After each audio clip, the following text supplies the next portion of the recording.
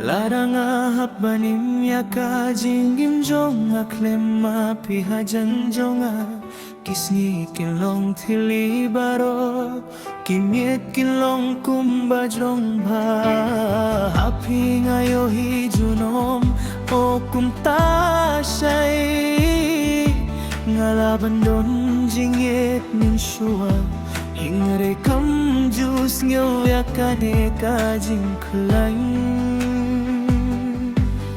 Jingang nujongi kidang samla badengi baro rambut ngitip kini alam yang isya kabangi kwahabanle tobat yang aminta tayang aminta ngam kwahabanim klemapi imdon kai kai kabalaban pengkelaya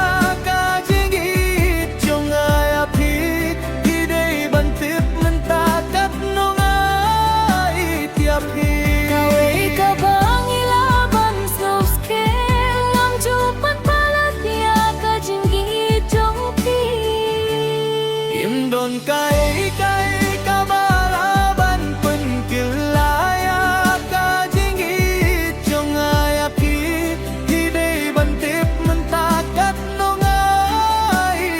tiapi kaperthai kalaban pengkelaya ka jinggit jong abaro kawiling ba Hinriyan don kai kai kabalaban pengkelaya ka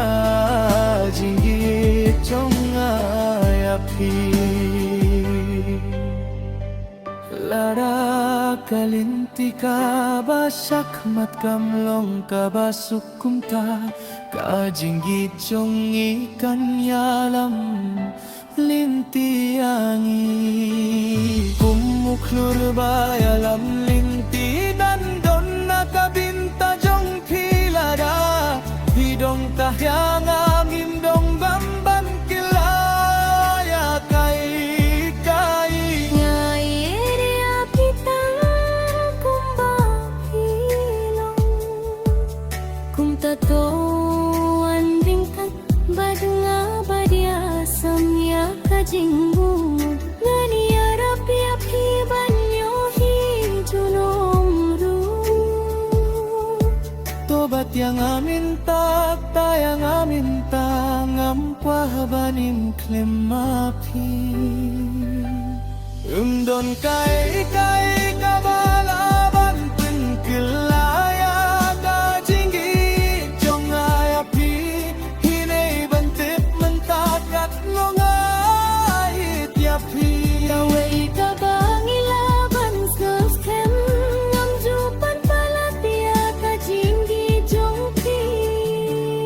umdon kai kai kabalaban pengkelaya ka jinggit jong ayapi